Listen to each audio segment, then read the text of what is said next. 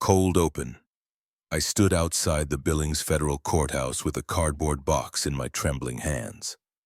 Inside were 263 letters, every single one stamped with those cruel red words, "Return to sender," "Address unknown." But now I knew why.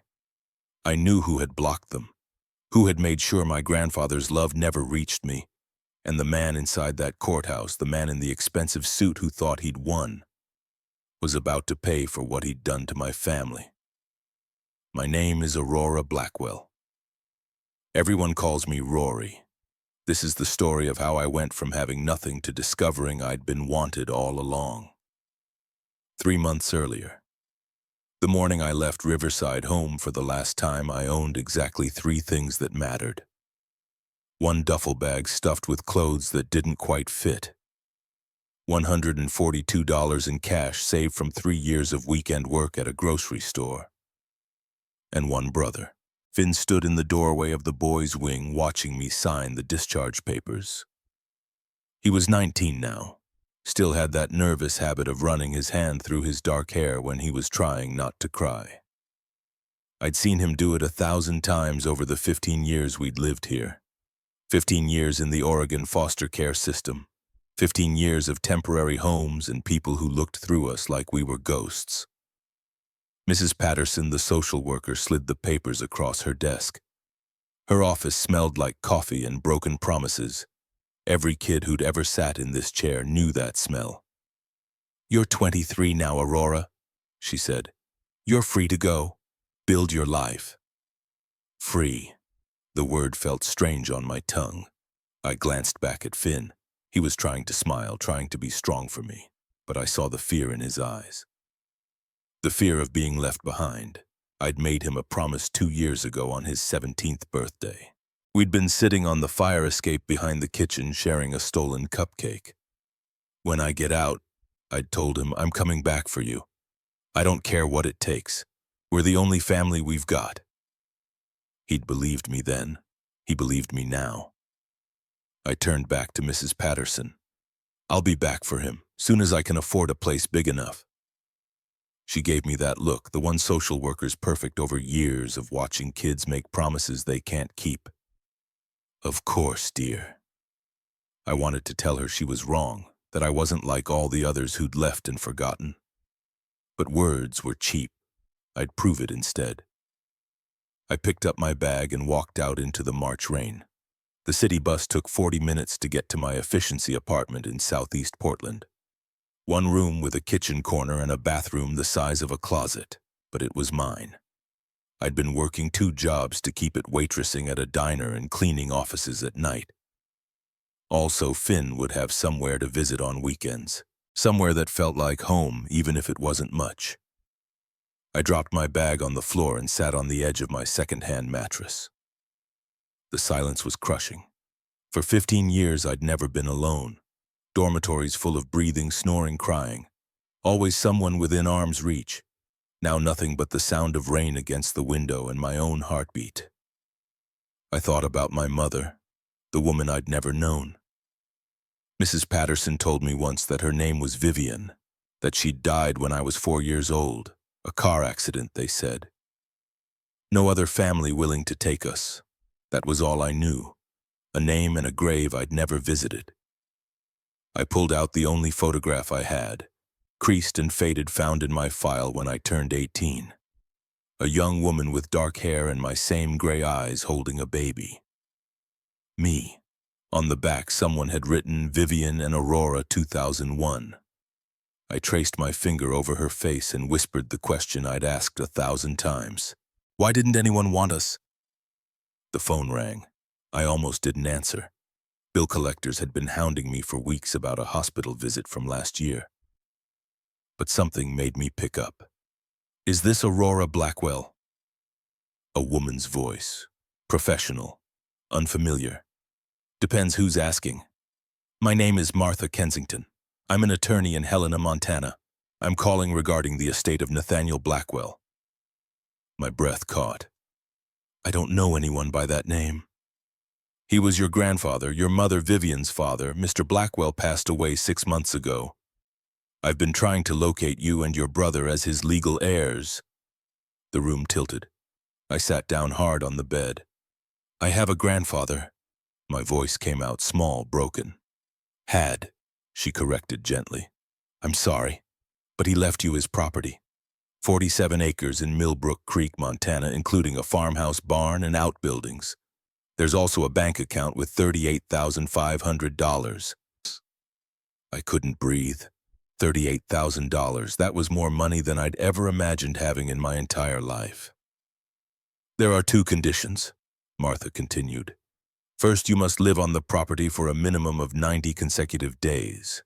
Second, after those 90 days, you'll receive access to what Mr. Blackwell called Part 2 of the inheritance.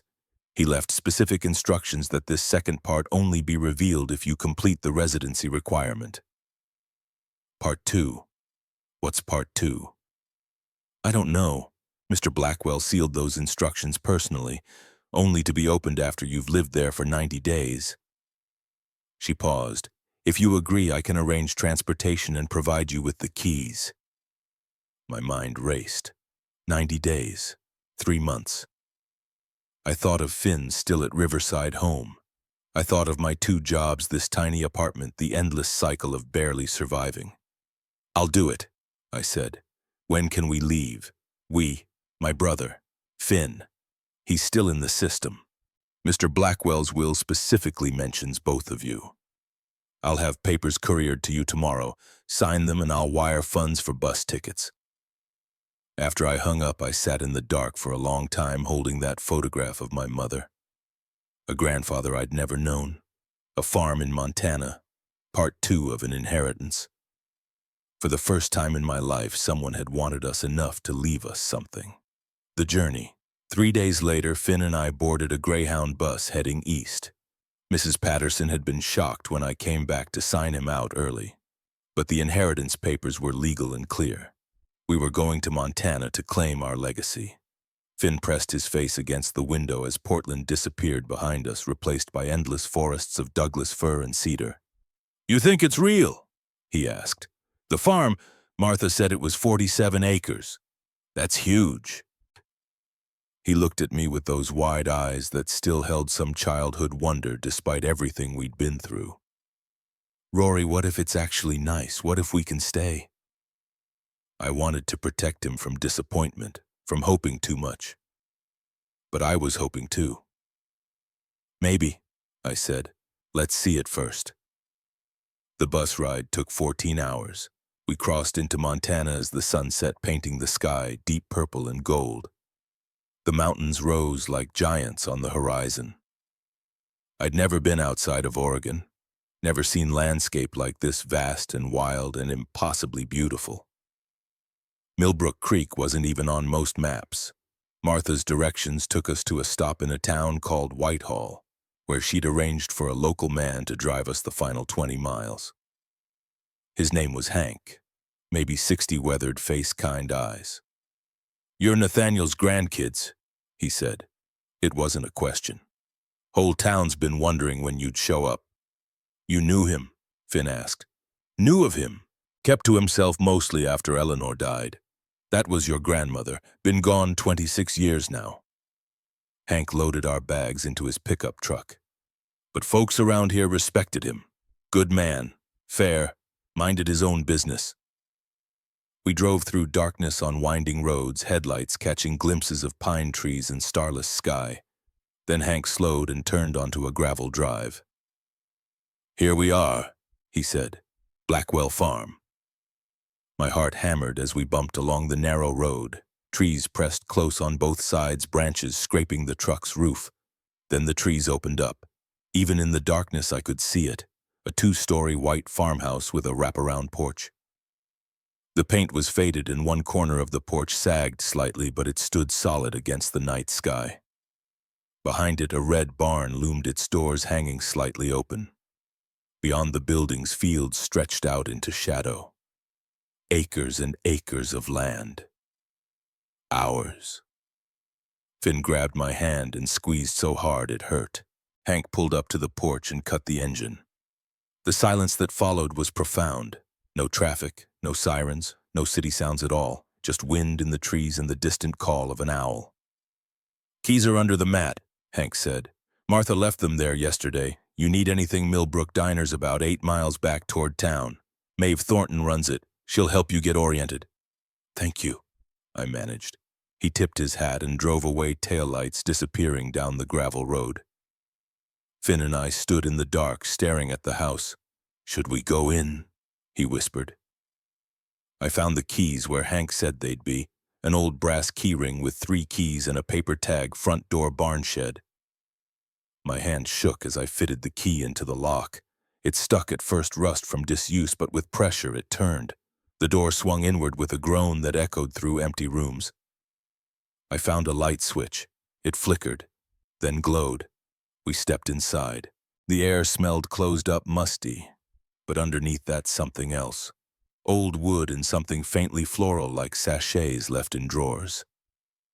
The furniture was covered with white sheets, making everything look like ghosts. But as we pulled them away, we found a life preserved. A couch with faded floral upholstery. A coffee table scarred with water rings.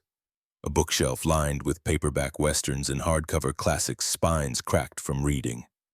In the kitchen, dishes still sat in the cupboards. Mason jars filled with preserves lined a pantry shelf, their contents long expired but labels written in careful handwriting: Strawberry 2019. Peach 2020. Someone had lived here, really lived here. Finn found the stairs and took them 2 at a time. I heard him walking overhead, floorboards creaking. "Rory, come up here." I climbed the stairs carefully, testing each step. They held. 3 bedrooms opened off a narrow hallway. Finn stood in the doorway of the smallest one, staring. I looked past him and felt my breath catch. The walls were papered in a pattern of small blue flowers, peeling at the seams but still charming. A narrow bed with a blue quilt sat against one wall, a small desk by the window, and on the desk a piece of paper weighted down by a smooth river stone. I crossed the room and picked it up. The handwriting was shaky but clear. "For Finn, I hope you like blue." My brother's eyes filled with tears. He knew my name. He knew I existed. I pulled him into a hug, feeling him shake against me. Someone had cared enough to prepare a room, to hope we'd come. I checked the other bedrooms. One clearly the master, with a large bed and windows overlooking what I assumed were the fields. The furniture was simple but well made, a dresser with brass handles, a rocking chair in the corner, a nightstand with a dusty lamp. I chose the master bedroom, not because I deserved it, but because I wanted to see what my grandfather had seen when he woke each morning. We were exhausted. We made up the beds with linens we found in a closet, still clean, smelling of lavender, and collapsed into sleep. I dreamed of a woman with dark hair singing a lullaby I almost remembered. First light morning came through windows I'd forgotten to curtain. Bright, relentless. I opened my eyes to a view that stole my breath. The fields stretched out in every direction, wild with tall grass and patches of wildflowers. In the distance, mountains rose against a sky so blue it hurt to look at. Closer, I could see the barn and several outbuildings, and beyond them a line of trees that must mark a creek or property boundary. 47 acres. More space than I'd ever had in my entire life. More space than I knew what to do with. Finn was already awake, standing on the porch when I came downstairs. He held a mug of coffee he'd found in the cupboard, still good, miraculously. "It's beautiful," he said. "Rory, I've never seen anything like this." "Me neither." We spent the morning exploring. The house was bigger than it looked, 4 rooms downstairs, including a small study with a roll-top desk covered in papers. The barn was massive, filled with old farm equipment and what looked like a complete woodworking shop in one corner.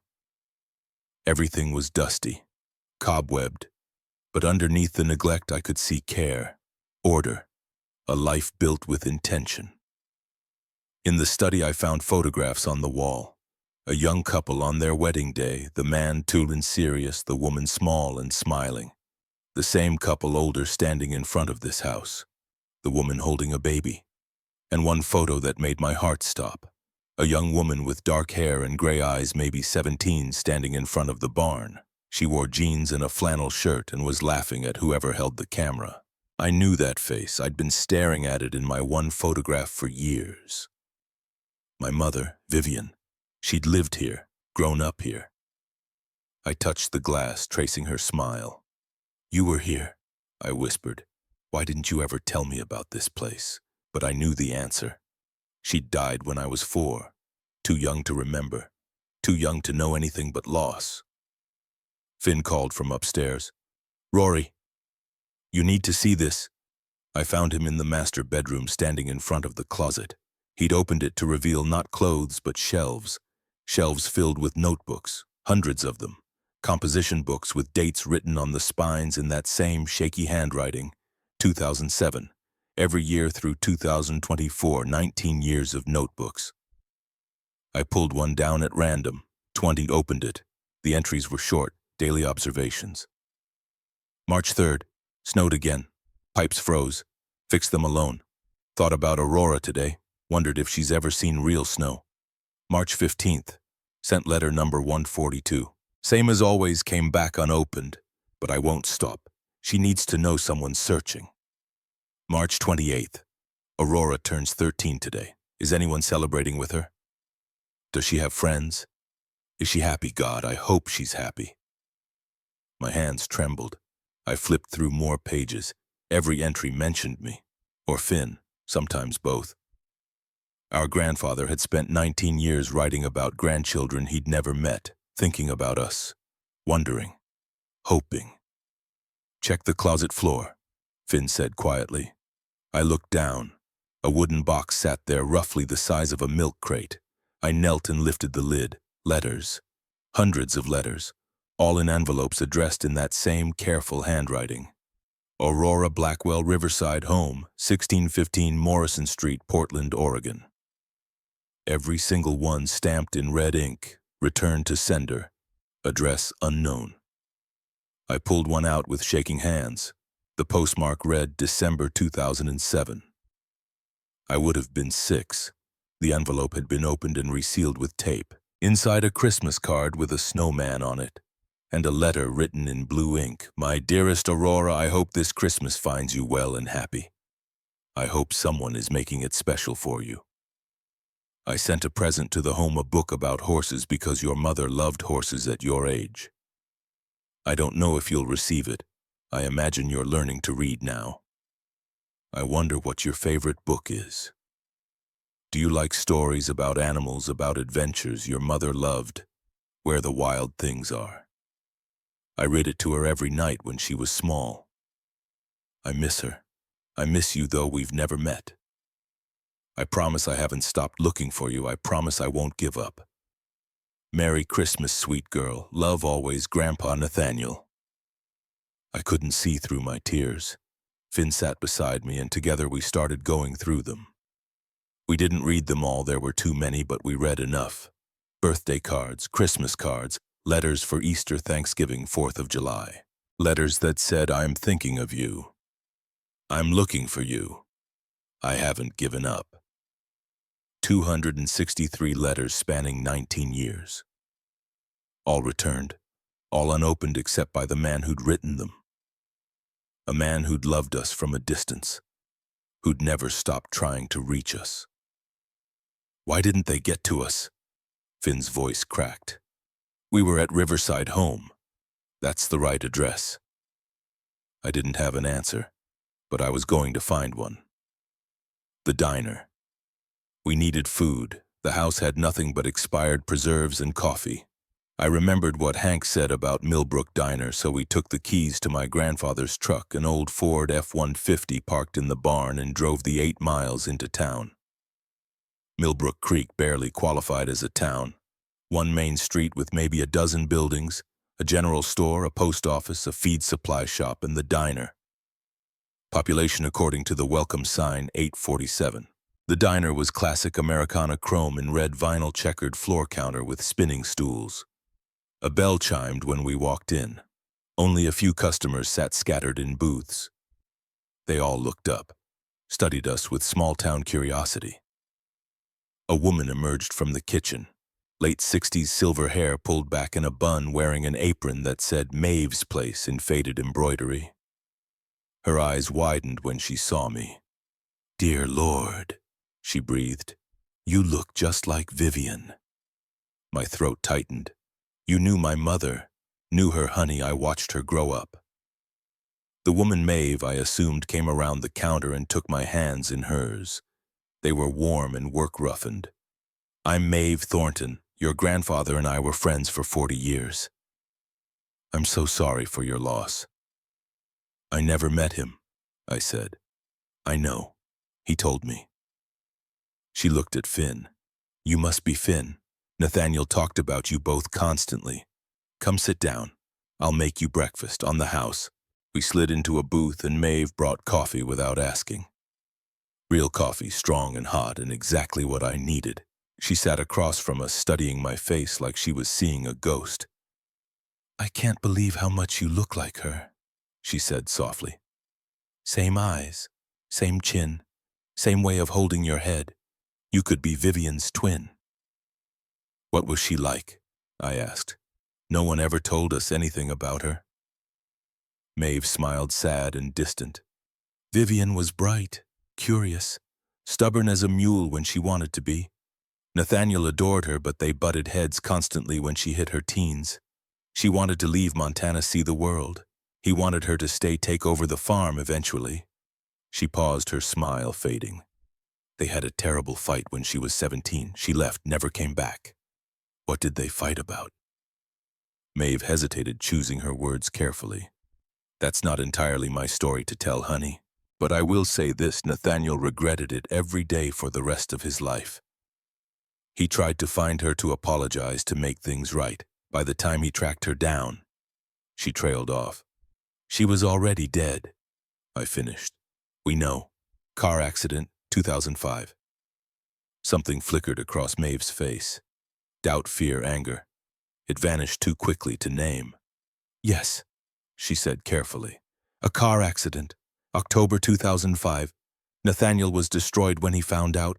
Then he learned she'd had children. You two. He searched for years after that." "We found the letters," Finn said quietly. "All of them. Every single one came back." Maeve's expression hardened into something cold and furious. "That's what broke him in the end. He hired private investigators, spent thousands, tens of thousands trying to locate you. But your records were sealed, every avenue blocked by someone. Sealed by who?" "He never found out for certain. Someone with authority. The investigators said there was a court order. Nathaniel tried everything, lawyers, judges, filing motions with the state. Hit walls everywhere he turned." She gripped her coffee mug so tight her knuckles went white. "He only found you 4 months ago. 4 months before he died." I felt like I'd been punched in the chest. "He found us 4 months before?" "Yes. He was already dying. Stage 4 cancer. The doctor said he had weeks, maybe a month. He knew he didn't have time to fight through all the bureaucracy, all the sealed records. So he had Martha arrange the inheritance instead. Made sure you'd at least have the farm, the money. A home." Maeve's eyes glistened with unshed tears. "He loved you both. More than anything. Never doubt that." The bell above the door chimed. A man walked in. Mid-50s, expensive suit completely out of place in this rural diner. Polished shoes that had never touched dirt. Leather briefcase that probably cost more than my entire wardrobe. He saw us and stopped. Something passed over his face. Recognition, calculation. "Aurora Blackwell," he said. Every survival instinct I'd honed in 15 years of foster care started screaming. "Who's asking?" "Silas Hartford. I'm an attorney representing certain parties with a legal interest in the Blackwell property." He approached our booth with the easy confidence of someone used to getting what he wants. "I'd like to discuss a business proposition with you." "We're eating," I said flatly. "This will only take a moment." He pulled papers from his briefcase and laid them on the table like he owned the place. "I'm prepared to offer you $190,000 for the farm. Cash. We could close within a week." I stared at him. It's not for sale. The property is assessed at approximately $340,000, I understand.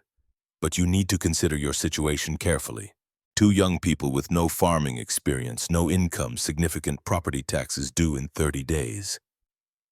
My offer is generous under the circumstances. We're not interested. Silas Hartford smiled. It was the smile of a shark that spotted blood in the water. Perhaps you should examine these documents first. They indicate that your grandfather borrowed $165,000 in 2019, using the property as collateral.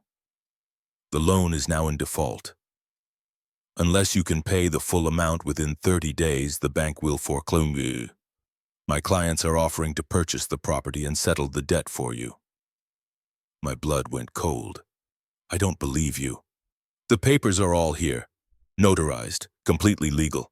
I'm trying to help you avoid losing everything, Miss Blackwell. He slid a business card across the table.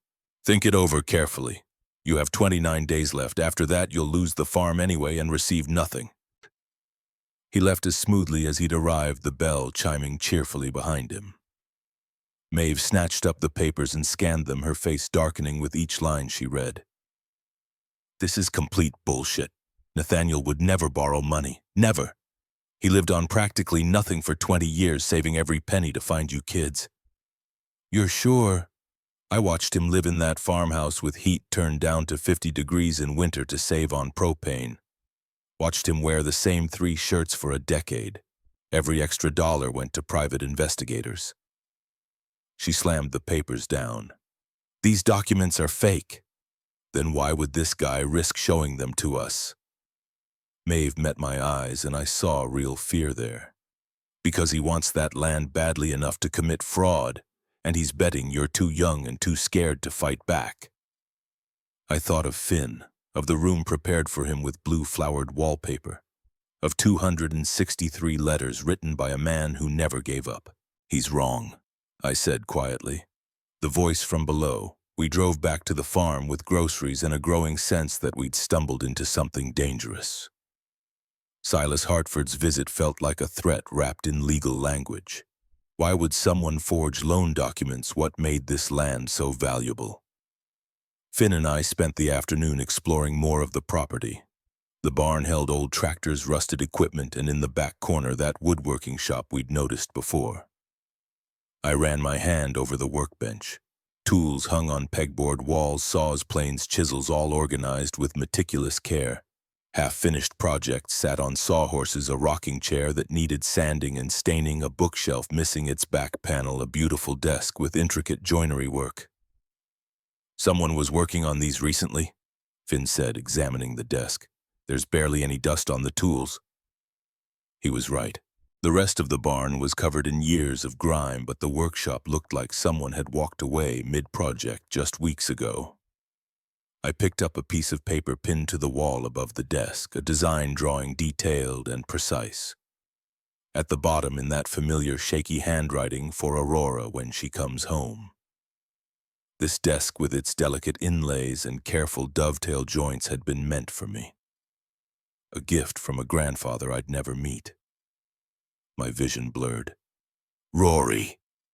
Finn's voice from across the barn, tight, scared. Do you hear that? I listened hard, faint, from beneath us. Voices. Someone was talking in the basement. We stared at each other, frozen. This house had been empty for 6 months. No one should be here. My mind raced through possibilities, squatters, homeless people taking shelter, or something worse. Should we call the police? Finn whispered. We're 8 miles from town by the time they got here. I trailed off, thinking fast. Stay behind me. We crept back to the house.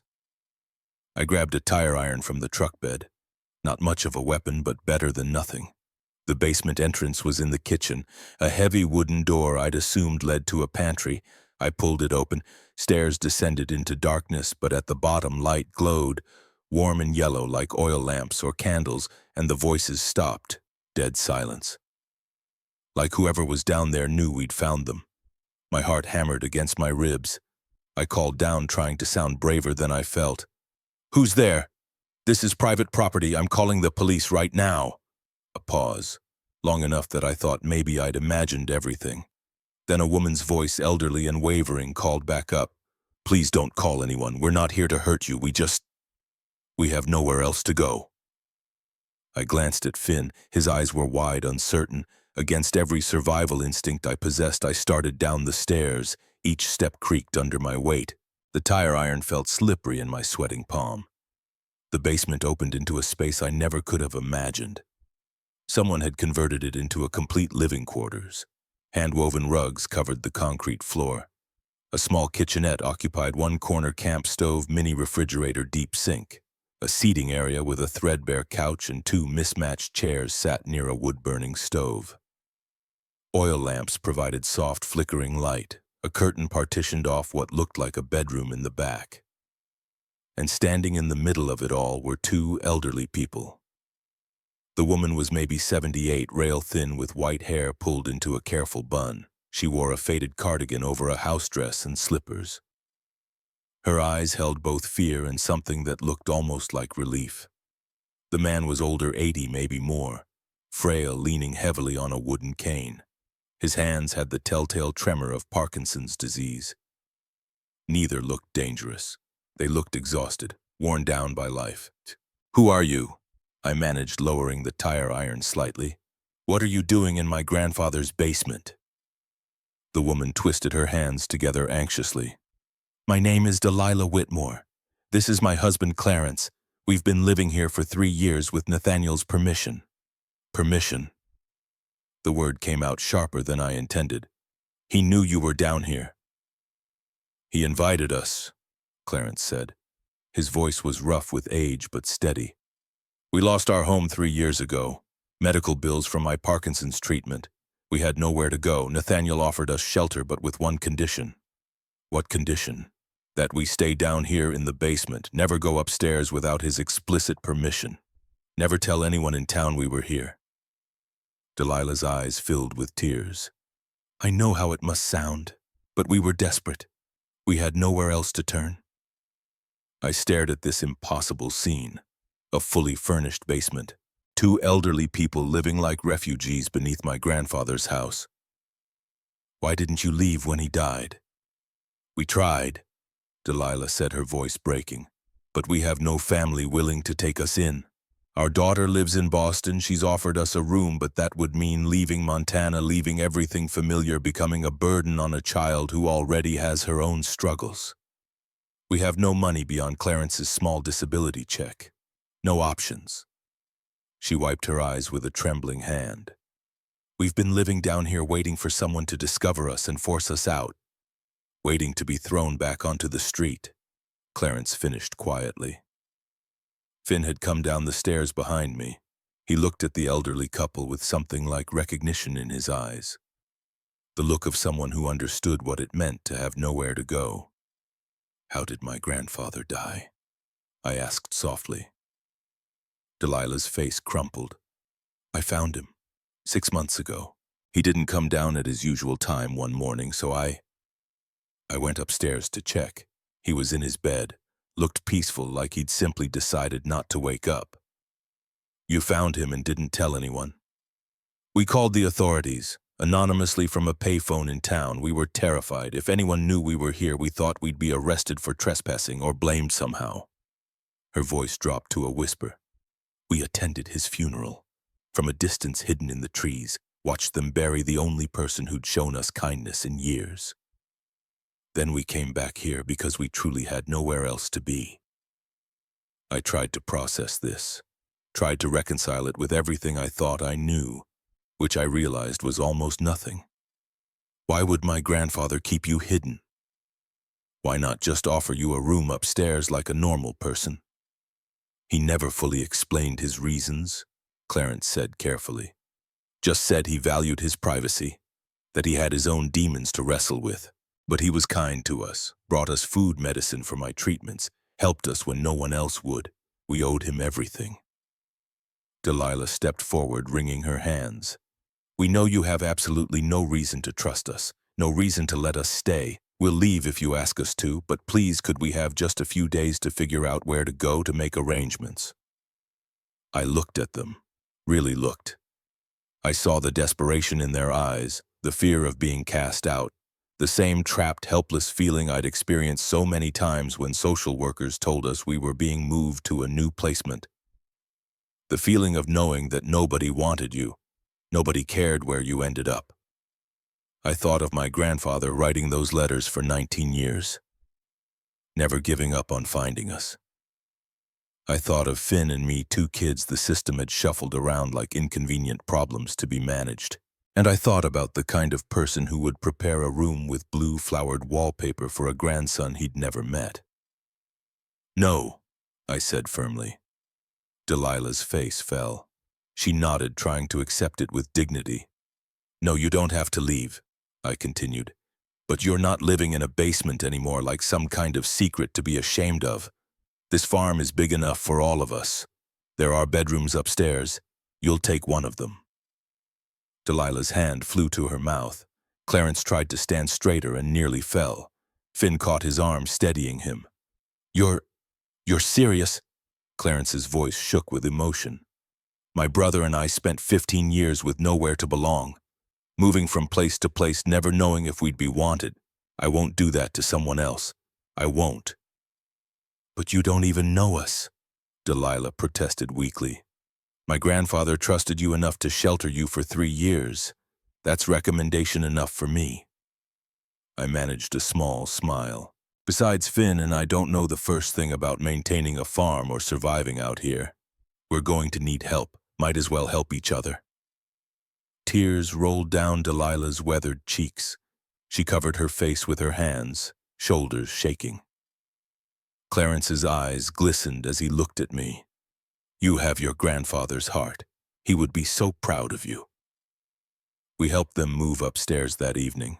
They didn't have much, some clothes, a few precious personal items, photographs of their daughter and grandchildren who rarely visited. Clarence moved slowly, the Parkinsons making each step a challenge.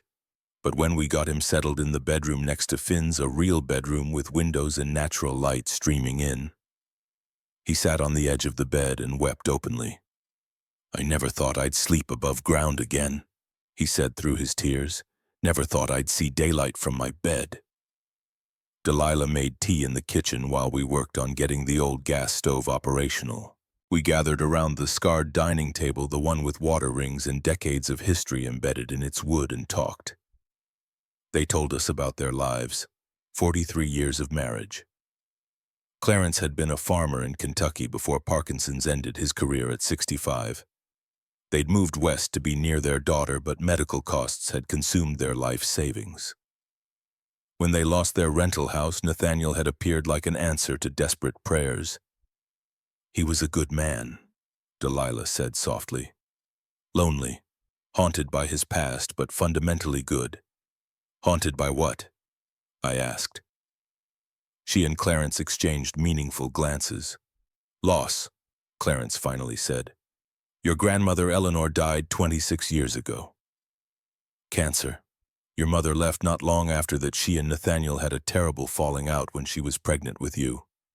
Nathaniel blamed himself for both losses, spent the rest of his life trying to make amends for his mistakes. By helping you. By helping anyone he could whenever he could. Us. Others in town who struggled quietly. He never sought credit or recognition, just helped people in the shadows." Delilah reached across the table and squeezed my hand. "He would have loved knowing you made this choice. To let us stay, to show us kindness when you had every reason not to." After they went to bed, Finn and I sat on the porch in the darkness, looking up at an impossible sky full of stars. More stars than I'd ever seen in my life. The Milky Way stretched across the heavens like a river of light. "That was a good thing you did tonight," Finn said quietly, "or a monumentally stupid thing. We don't know if we can even keep this place. We'll figure it out. We always do." He bumped his shoulder against mine in that familiar gesture of solidarity. "We're not alone anymore, Rory. We have people now. That's something." I wanted to believe him, but as I stared out at the dark fields, I couldn't shake Delilah's earlier words about Nathaniel's demons. About someone in town who'd blocked my grandfather from finding us. About sealed records and years of returned letters. And now Silas Hartford showing up with fraudulent loan papers trying to scare us into selling. What was on this land that someone wanted so desperately? And what had really happened to my mother on that mountain road in 2005? I thought of those 263 letters upstairs. Each one a promise, each one a declaration of love that never reached its destination. Someone had made sure we stayed lost. Someone had made sure my grandfather died alone, still searching for us. I didn't know who yet, but I was going to find out. Day 8. The morning sun cut through the kitchen window, illuminating dust motes that danced in the air like snow. I'd been awake since 4, unable to sleep, sitting at Nathaniel's desk in the study, going through his papers for the 3rd time. Bank statements, property tax receipts, utility bills, everything organized meticulously in labeled folders. No loans, no debt, nothing that matched Silas Hartford's documents. Delilah appeared in the doorway, wrapped in her cardigan despite the warming day. She still moved quietly, like she wasn't quite sure she belonged in the upper floors. "Coffee?" she offered. "Please." She brought 2 mugs and settled into the chair across from me. Her hands, spotted with age, wrapped around the ceramic for warmth.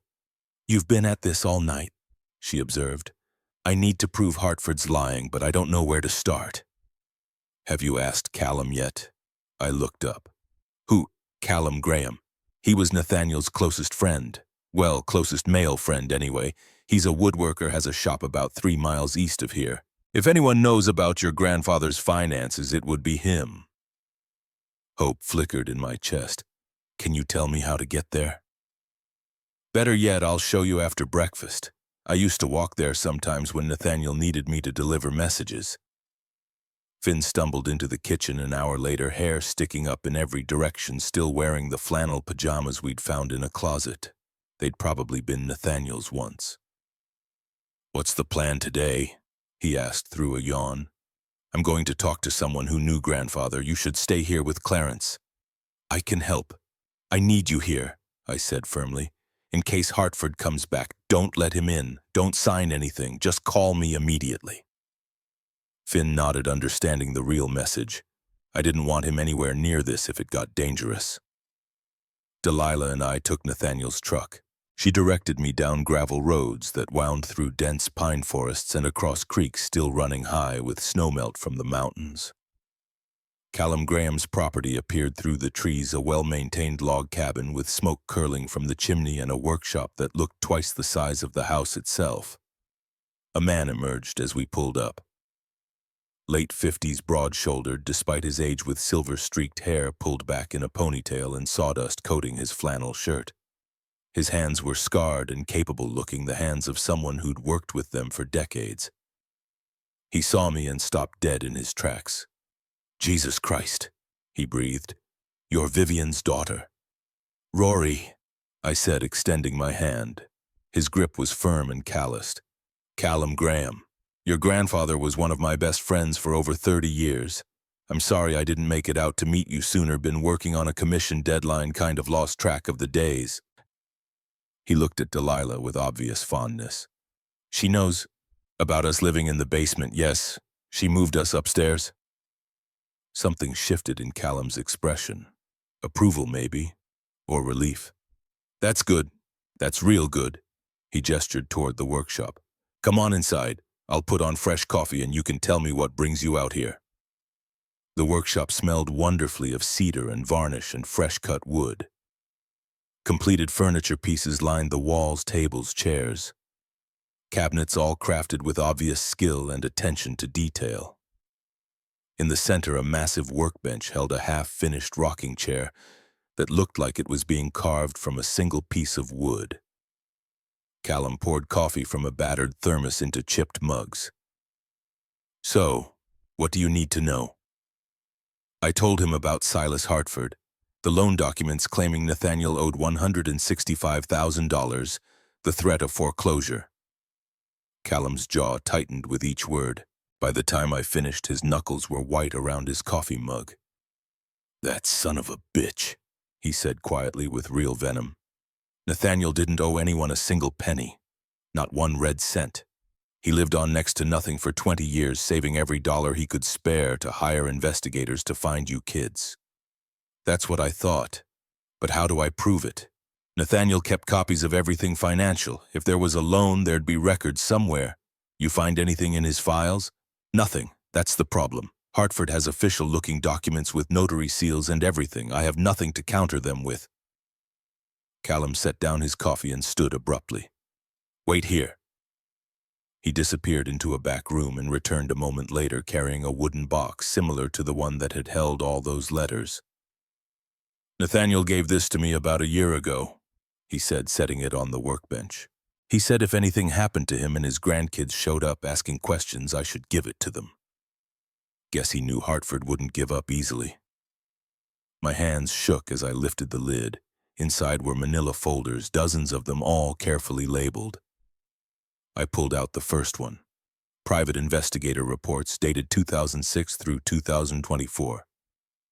52 reports total, documenting every attempt to locate me and Finn over 18 years.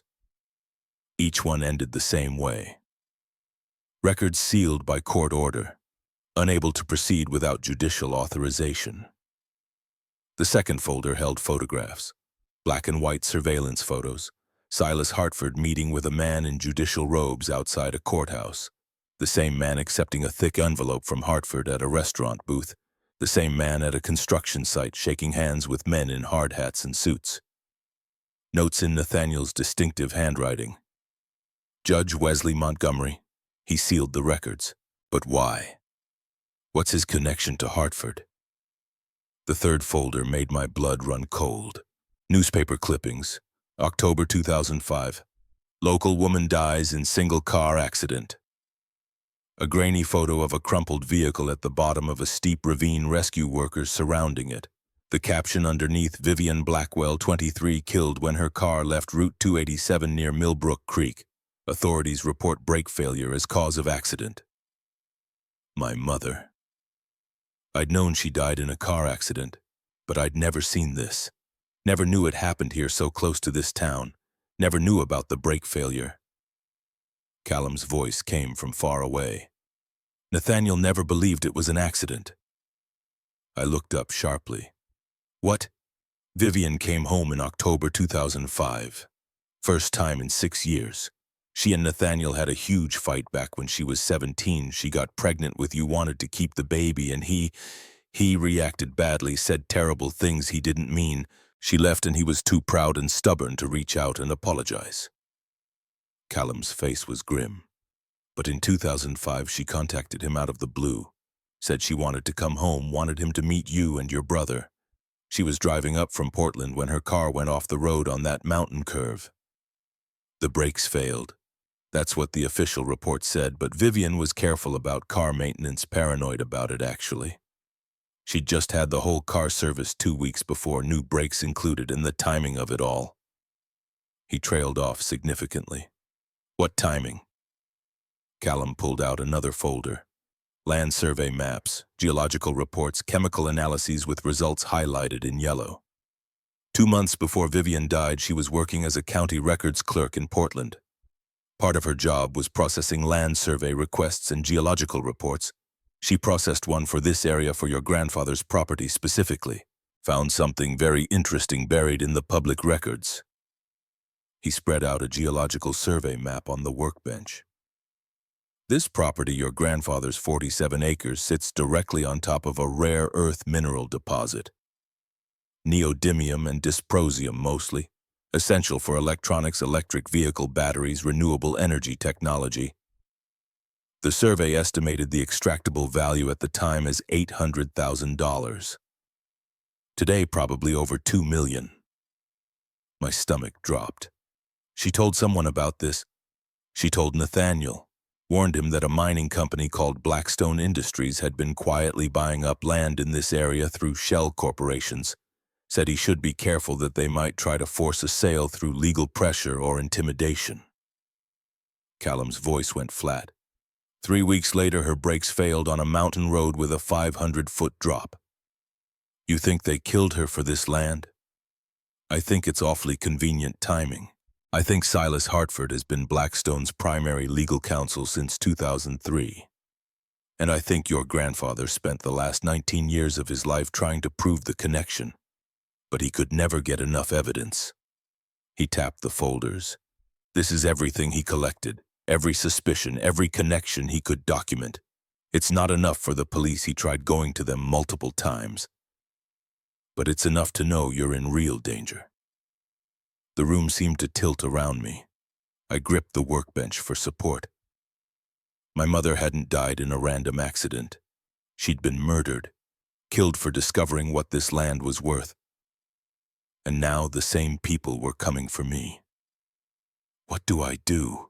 I whispered. You fight back, Callum said simply. You take this evidence to someone who can actually help. Someone outside Montgomery's jurisdiction, since he's clearly dirty. Who? I don't know yet, but we'll figure it out together. He closed the box carefully. In the meantime, you don't go anywhere alone. You watch your back constantly, and you don't trust anyone from town you haven't known for years. Delilah spoke up from where she'd been listening silently. There's something else you should know, dear, about why Nathaniel built the basement living space. I turned to her. He converted it 18 years ago, she said quietly. In 2006, the year after Vivian died, he told Clarence and me that he built it in case he ever found you children, so you'd have somewhere safe to hide if you needed it, somewhere no one would think to look. Hide from what? From whoever killed your mother. The workshop discovery.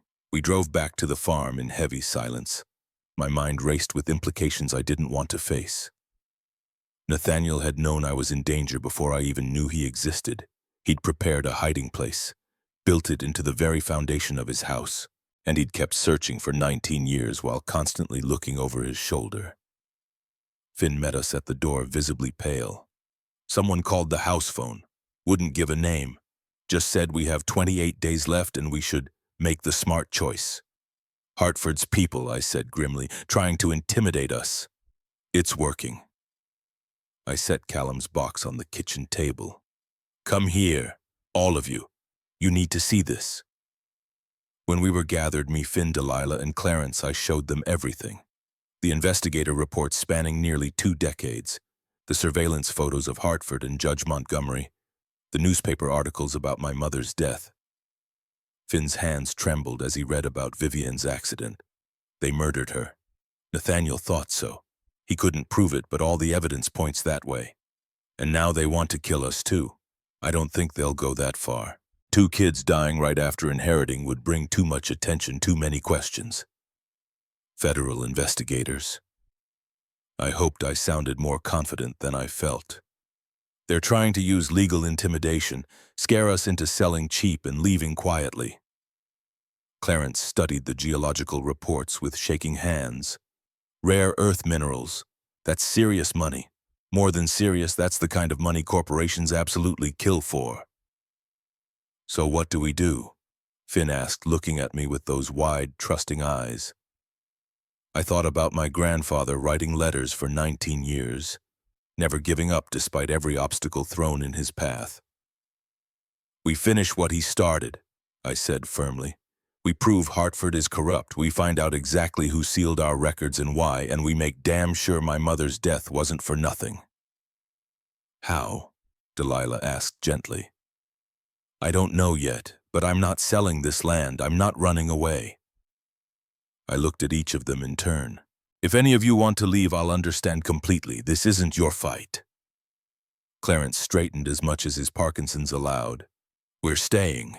Nathaniel gave us shelter and dignity when no one else would. We owe him our loyalty. And we owe you, Delilah added, squeezing my hand. You gave us back our humanity. We're not abandoning you now. Finn didn't even need to speak. His expression said everything. Okay then, I said. We need to be smart about this.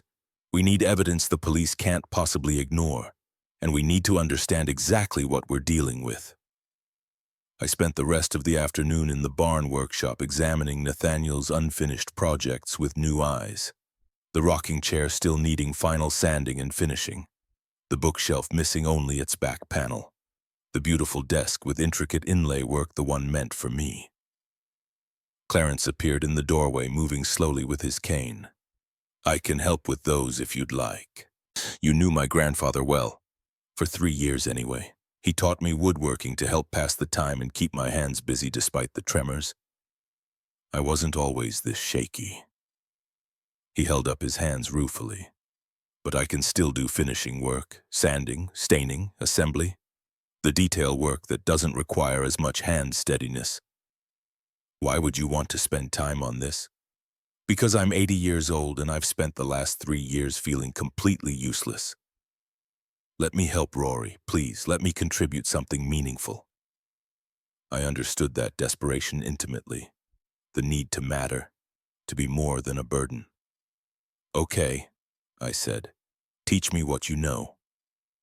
Over the next several hours, Clarence showed me how to read wood grain properly, how to sand with the pattern instead of against it, how to apply stain evenly without leaving lap marks.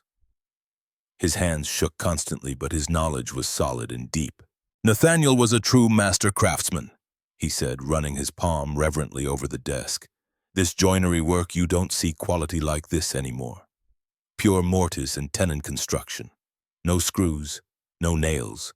Just wood fitting together so perfectly it becomes one piece. How long does something like this take to make? Months of work. Years if you count the time for the wood to properly dry and season." He smiled sadly. "He started this particular piece when he first found out you existed. Worked on it whenever he had free time between searching for you. Wanted it to be absolutely perfect for his granddaughter." I traced the intricate inlay pattern with my fingertips. Cherry wood set into walnut in a design that looked like wind-blown leaves. My grandfather had spent years creating something beautiful for a granddaughter he'd never met. Never even seen a photograph of. The weight of that devotion crushed my chest. "He loved you," Clarence said quietly, reading my expression. "Don't ever doubt that for a second." That evening, the 4 of us ate dinner together at the old scarred table. Delilah had made beef stew from the groceries we'd bought, simple, hearty, filling in a way that felt like comfort. It felt like family, like home. Finn told a story about something funny that happened at the group home when he was 12. Delilah shared memories of her daughter's childhood, her voice wistful. Clarence complained good-naturedly about his medication side effects. Normal conversation, domestic and safe and warm. I wanted desperately to believe it could last. But I kept thinking about my mother's car at the bottom of that ravine, about brake lines that had been serviced 2 weeks before they failed. Day 14, the property tax bill sat on the desk like a ticking time bomb, due in 16 days, $2,340. We had Nathaniel's savings, $38,500.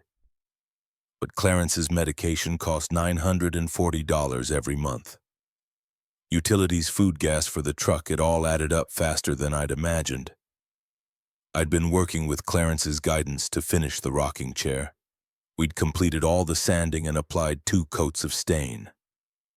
It was genuinely beautiful walnut with cherry accents, smooth curves, joints so tight you couldn't slide paper between them. "We could sell this," Clarence suggested, admiring our work. "Furniture like this, truly handmade with this level of craftsmanship, it's worth real money to the right buyer." "How much do you think?" $300 minimum, maybe $400 if we find the right shop or customer.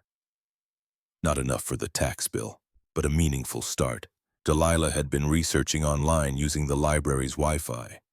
"There's a high-end furniture consignment shop in Helena called Timber and Grace. They specialize in selling handcrafted pieces, artisan work. Helena's 90 miles away." "I'll drive," Finn volunteered immediately. "I've got my license now." We loaded the rocking chair carefully into the truck bed, wrapped in old blankets for protection. Finn and I made the drive together, windows down, radio playing country stations that faded in and out as we wound through the mountains. Timber and Grace occupied a beautifully renovated brick warehouse in Helena's historic district.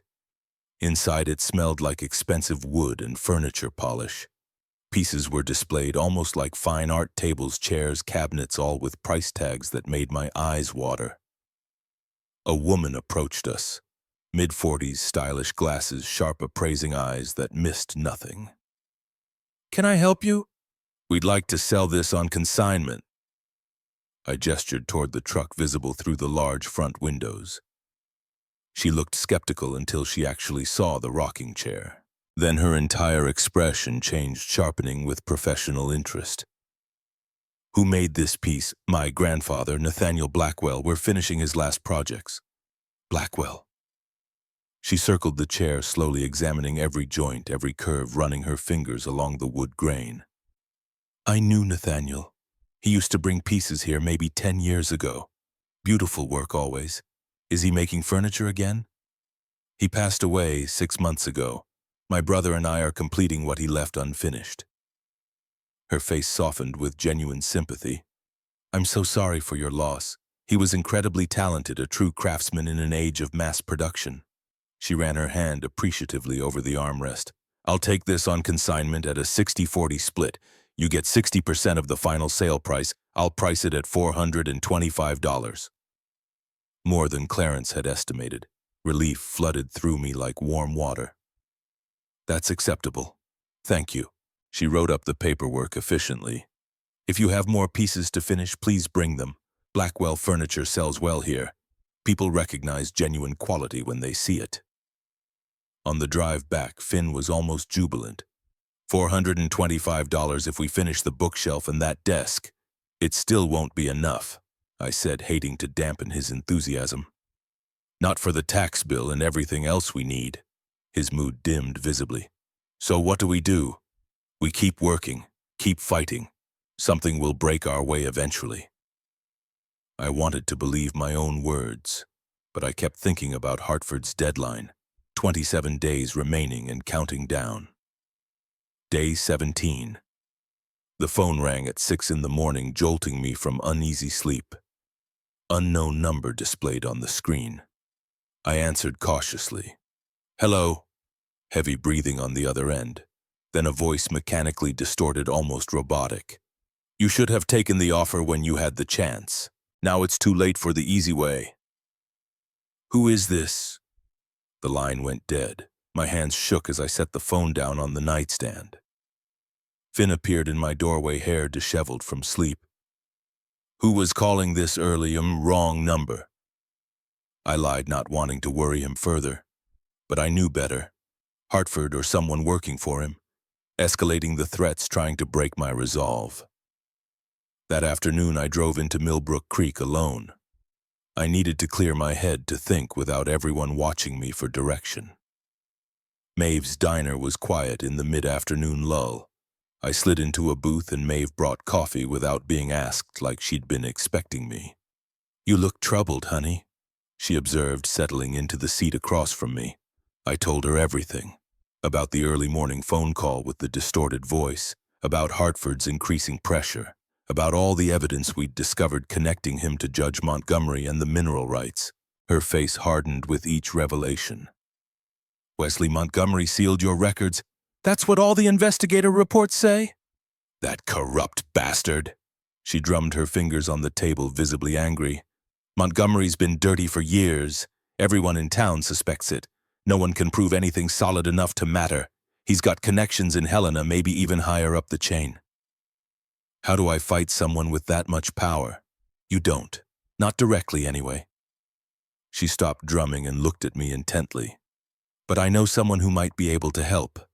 FBI agent named Lila Crawford. She's been investigating public corruption throughout Montana for about 3 years now, mostly focused on mining companies bribing local officials. She's based in Billings but works cases across the whole state." Hope sparked in my chest. "You think she'd be willing to help us?" "I think if you have documented evidence connecting Hartford and Montgomery to your mother's death and to illegally sealing court records, she'd be very interested indeed." Maeve pulled out her cell phone. "Let me make a call." 20 minutes later, my phone rang. Billings area code. "Miss Blackwell, this is Special Agent Lila Crawford with the FBI. Maeve Thornton says you have information about judicial corruption in Millbrook Creek." I took a deep breath, steadying myself. I think a judge illegally sealed my foster care records to prevent my grandfather from finding me. I think it's directly connected to my mother's suspicious death in 2005. And I think the people involved are now trying to steal my inheritance through fraud and intimidation. Silence on the line. Then, those are extremely serious accusations. I have evidence. Private investigator reports spanning 18 years, surveillance photographs, geological surveys, documents that tell a story. More silence as she considered. I'm currently in Great Falls on another case. I can be in Millbrook Creek tomorrow morning. Can you meet me at Maeve's Diner at 8 a.m.? Yes, absolutely. Good. And Miss Blackwell, don't talk to anyone else about this conversation. Don't tell anyone I'm coming. If Montgomery is genuinely involved, he likely has informants everywhere. Understand? I understand. She hung up without further pleasantries. I sat in the booth for a long moment, hands wrapped around lukewarm coffee, feeling the first real hope since this nightmare began. Maybe we actually had a chance. Maybe justice was still possible. Maeve squeezed my shoulder reassuringly. Crawford's good people, honest and determined. She'll help if she possibly can. I drove home as the sun began setting, painting the mountains in shades of gold and deep purple. The farm looked almost peaceful in the fading light. Smoke curled from the chimney, Delilah cooking dinner for all of us. For just a moment, I let myself imagine keeping this place permanently, building a real life here, Finn going to school nearby, Delilah and Clarence growing old in comfort and safety, me learning woodworking from Callum, finishing Nathaniel's projects, maybe creating new pieces of my own. A family, a home, everything we'd never had before. The fantasy shattered when I saw the fresh tire tracks gouged deep in the gravel driveway. Someone had been here, recently. I ran inside, heart pounding. Finn, Delilah, in here. Finn's voice from the kitchen, strained and tight. I found them gathered at the table. Finn looked pale and shaken. Delilah was holding Clarence, who seemed to have aged 10 years in the hours I'd been gone. What happened? Hartford came, Finn said, his voice barely steady. With 2 other men, big guys in suits. They didn't say much, just stood there looking intimidating while Hartford did all the talking. What did he say? That we have 24 days remaining. That if we don't pay the fake loan or agree to sell, they'll start formal foreclosure proceedings and...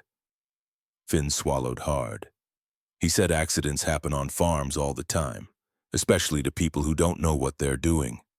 People with medical conditions who might not have access to proper care. Cold fury flooded through me. He directly threatened you. Not in those exact words, but the implication was crystal clear. He looked straight at Clarence when he talked about medical conditions and lack of care. I pulled out my phone. What are you doing? Delilah asked anxiously. Calling the sheriff. That's intimidation and threatening behavior. Don't! Clarence's voice was weak but urgent. Montgomery controls the entire sheriff's department. You call them, you'll just show Hartford that you're scared, that his tactics are working.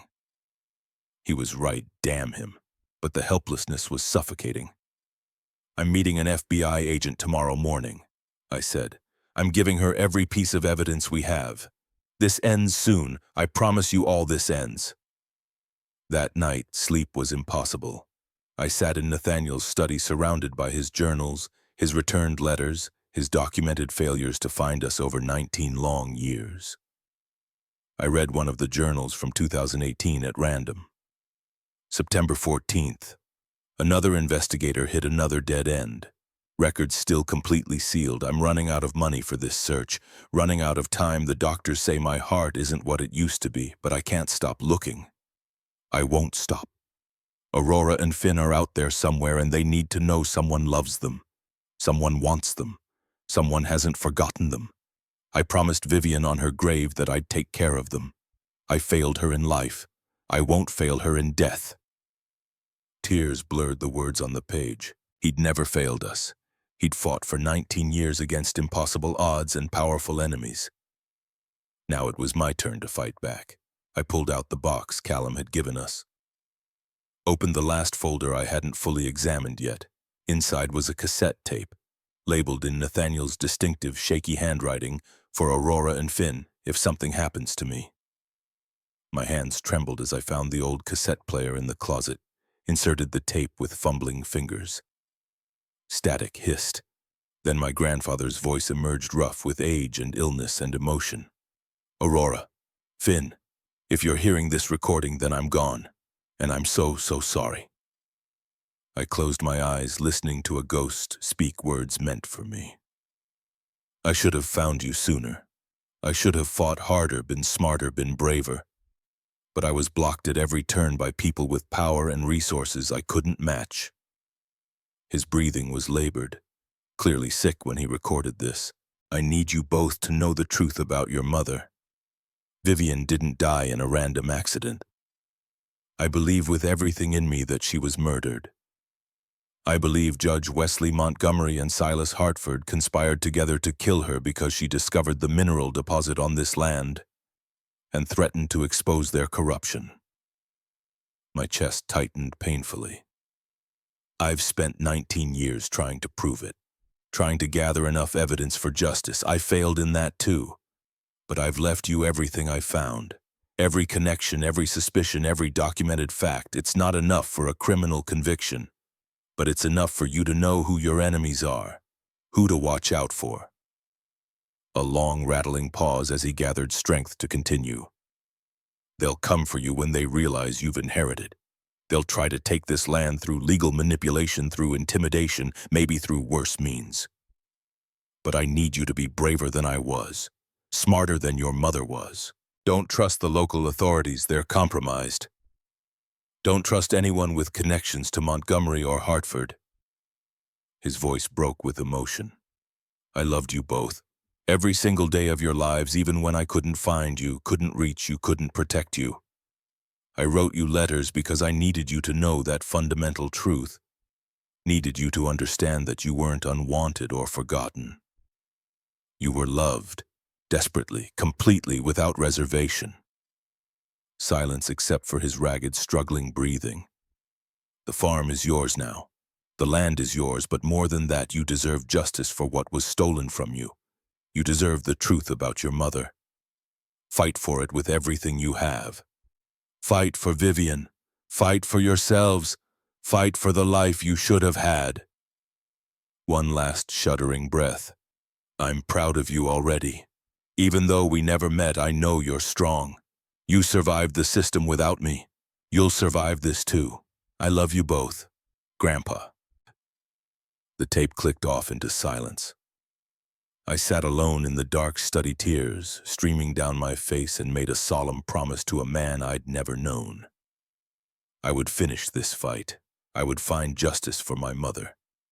I would protect this land he'd left us, no matter what it cost me. Day 18. Agent Lila Crawford arrived at Maeve's diner at exactly 8 a.m., precisely on time. Mid-40s, sharp, intelligent eyes, no-nonsense demeanor that radiated competence. She wore jeans and a dark jacket that didn't quite conceal her sidearm. I'd brought everything. Every investigator report, every surveillance photograph, every geological survey, the cassette tape with Nathaniel's final message. We sat in the back booth for privacy, and I methodically laid it all out for her. She listened without interrupting once, taking detailed notes in a small notebook, studying documents with careful attention. Her expression remained professionally neutral throughout. When I finally finished, she sat back and was quiet for a long moment. "This is extensive documentation," she said carefully. "But you need to understand most of this is circumstantial evidence. Photographs of Montgomery meeting with Hartford aren't direct proof of criminal conspiracy. Your grandfather's suspicions and theories, however well-founded, aren't admissible evidence in court." My heart sank. "So you can't help us?" "I didn't say that." She tapped the geological report thoughtfully. "I've been building a federal case against a mining consortium called Blackstone Industries for 2 years now. They've been systematically buying up land throughout Montana using shell companies' bribery and systematic intimidation. I suspect they've corrupted at least a dozen public officials, including multiple judges. Montgomery, I've had my eye on Judge Montgomery specifically for 18 months, but he's extremely careful, experienced at covering his tracks. I need something concrete and undeniable. A recorded confession. Clear financial records showing quid pro quo. Something that proves corruption beyond any possible doubt. I don't have anything like that, but you could potentially get it. She leaned forward intently. Hartford is actively threatening you right now, making increasingly aggressive moves. That suggests desperation, and desperate people make critical mistakes. If you could get him on record explicitly admitting to the mineral deposit to illegally pressuring you to his relationship with Montgomery, that would be something I could actually use. You want me to wear a wire to secretly record him? I want you to arrange a meeting with Hartford. Act like you're ready to negotiate seriously. Record the entire conversation. See if you can get him to incriminate himself, to brag about how clever he's been. Fear coiled in my stomach like a living thing. That sounds incredibly dangerous. It is dangerous. I won't lie to you about that, but it's also your best realistic chance at this point. We'll have multiple agents positioned nearby for your safety. You'll never be truly alone, but yes, there is inherent risk. And if it actually works, if he admits to everything, if he confesses to fraud, to conspiracy, to knowledge of the mineral rights situation, to working with Montgomery, I can get warrants immediately. We can crack this entire operation wide open. Potentially find out what really happened to your mother back in 2005. I thought about Nathaniel's voice on that cassette tape, weak and dying, but still fighting. Fight for your mother. Fight for yourselves. Okay, I said, my voice steadier than I felt. I'll do it. Tell me exactly what you need. Crawford smiled grimly. Call Hartford this afternoon. Tell him you're ready to discuss terms for selling. Set up a meeting at your farm for tomorrow afternoon. That gives us time to prepare properly, get equipment in place, brief you on what to say and what to avoid. I made the call from Maeve's parking lot, hands shaking slightly as I dialed the number on Hartford's business card. His secretary patched me through after a brief hold. Miss Blackwell, he said smoothly, I'm very glad you're finally being reasonable about this. I want to talk about possibly selling, but I have questions first, concerns I need addressed. Of course. I can come to the property tomorrow afternoon to discuss everything in detail. Would 3 o'clock work for your schedule? That's fine. Excellent. I'm genuinely glad you're seeing sense about this situation, Miss Blackwell. This will be so much better for everyone involved. He had absolutely no idea what was coming. I hung up and immediately called Crawford back to confirm. It's set, tomorrow at 3. Perfect. I'll be there at noon to get you wired up and brief you properly. This is going to work, Rory. I can feel it. I desperately hoped she was right. Day 19. The wire agent Crawford arrived at 6 a.m. with 2 other agents, a man named Torres and a woman named Kim. They drove an unmarked black SUV and carried equipment cases that looked like they belonged in a spy movie. We gathered in the living room as dawn light filtered through the windows. Finn sat close beside me, nervous energy radiating from him. Delilah kept wringing her hands despite Clarence's reassuring presence beside her. Crawford set a device on the coffee table. It was surprisingly small, no bigger than a button. This is a wireless transmitter, she explained in her no-nonsense way.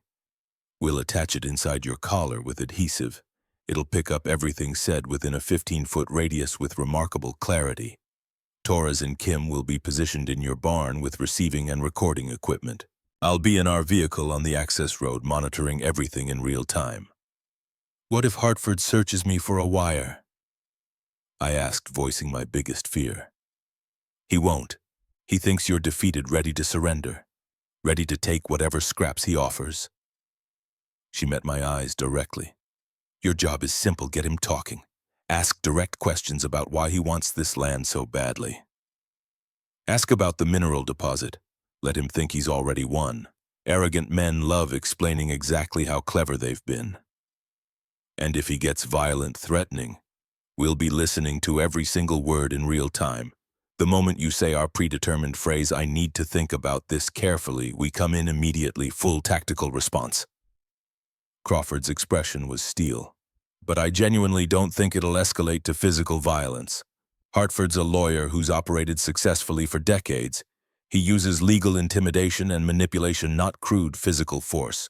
What about Judge Montgomery? Finn asked, his voice tight with worry. If Hartford directly implicates Montgomery in any criminal activity, we move on the judge simultaneously. Coordinated raids on his courthouse chambers and his home residence. Crawford's smile was cold and satisfied. I've been building toward this for 2 years. We're not going to waste this opportunity. They spent the next 90 minutes wiring me up with meticulous care. The transmitter clipped to my bra strap where it would be completely invisible under my shirt. A backup recorder disguised to look exactly like my regular cell phone went in my front pocket. "Test transmission," Crawford said crisply. In the barn, Torres's voice crackled through her radio receiver. "Signal crystal clear, perfect audio quality." Crawford nodded with satisfaction. "Excellent. Now we wait and prepare mentally." The waiting time moved like cold honey. I tried to eat the breakfast Delilah prepared but couldn't manage more than a few bites. My stomach churned with anxiety and adrenaline. Delilah made chamomile tea with visibly shaking hands. "I don't like this at all. It's far too dangerous for you." "It's the only real way forward," I said, trying to project confidence I didn't entirely feel. Clarence spoke from his chair, his voice surprisingly strong despite his tremor. "Your grandfather would be extraordinarily proud. You're fighting back instead of running. That's what matters most." Finn paced the kitchen like a caged animal. "I should be in there with you. In the same room."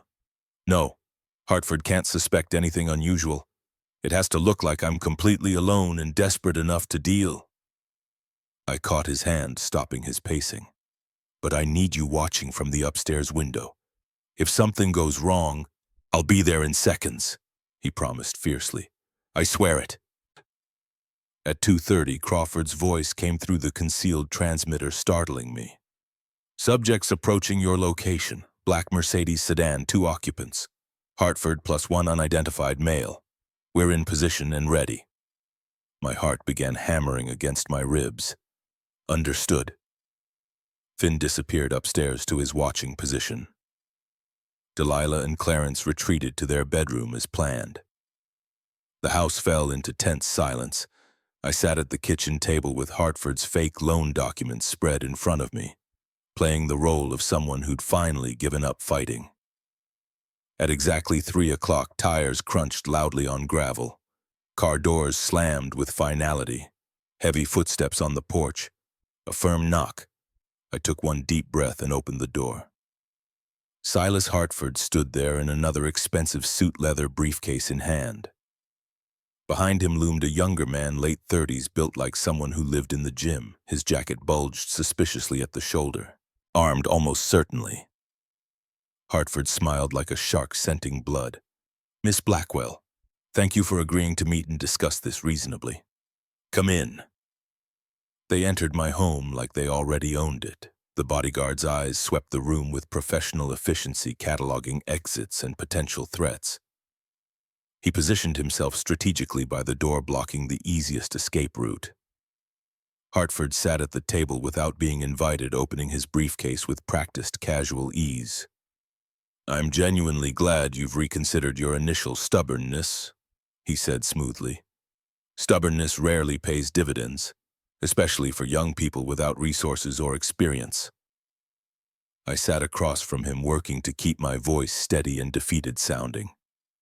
"I have questions first about this land, about why you want it so desperately." "Of course, ask whatever you need.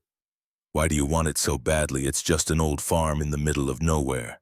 What's it really worth to you and your clients?" Hartford's smile didn't waver, but something calculated flickered behind his eyes. "My clients are interested in agricultural development opportunities. They believe this property has significant potential for organic farming initiatives and sustainable agriculture." "That's complete bullshit, and we both know it." His smile thinned dangerously. "I beg your pardon. I found my grandfather's geological surveys. I know exactly what's buried under this land. Rare earth minerals worth millions. This has nothing to do with farming. Silence stretched between us like a wire pulled taut. Then Hartford actually laughed, a genuine sound of surprise and grudging respect. You've been doing your homework. I'm genuinely impressed by your initiative. So just admit it plainly. This isn't about agriculture, it's about mining rights worth a fortune. He leaned back, steepling his fingers thoughtfully. Very well, since you've figured it out already. Yes, this property contains substantial deposits of neodymium and dysprosium. Both are essential rare earth elements for modern electronics, electric vehicle batteries, renewable energy technology. The current market value of the extractable minerals is conservatively estimated at $2.3 million. My hands clenched into fists under the table. And you were going to pay me less than $200,000 for all of it. Business is business, Miss Blackwell. You had no leverage in this negotiation, no knowledge of the land's true value. I offered what the situation reasonably warranted, given your ignorance. By forging loan documents, by creating fake debt. Those documents are perfectly legitimate and legal. They're fabricated lies. My grandfather never borrowed a single penny from anyone, ever. Hartford's expression hardened into something colder. Prove it definitively in court. I will. I'll take everything to the FBI. Let them investigate thoroughly. The FBI has no jurisdiction whatsoever over civil loan disputes between private parties.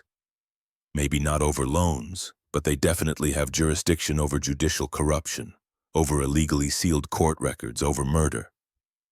The word hung in the air between us like gun smoke. The bodyguard straightened alertly. Hartford went completely still, his mask slipping slightly. That's quite a dramatic accusation, Hartford said softly, dangerously. My mother, Vivian Blackwell. She died in October 2005. Single car accident, authorities claimed. Convenient brake failure. I leaned forward, letting my anger show. But she'd just discovered the mineral survey results. She knew what this land was worth. She knew about your company buying up surrounding properties. And 3 weeks after she threatened to report everything, she was dead at the bottom of a ravine. Tragic coincidences occur in life. Do they? Because my grandfather spent 19 years trying to find me and my brother.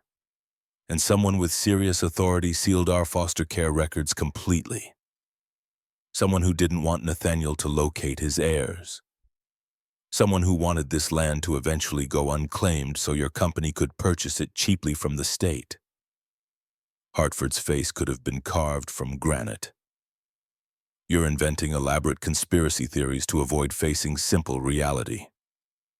Your grandfather was paranoid and obsessed. He saw sinister plots where none existed. Then explain the letters. 263 letters he sent to Riverside Home over 19 years. Every single one returned marked address unknown.